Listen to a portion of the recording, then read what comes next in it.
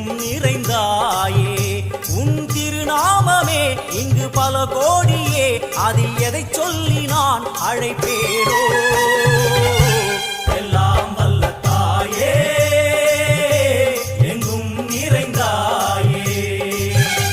எல்லாம் வல்ல தாயே, எங்கும் நிறைந்தாயே.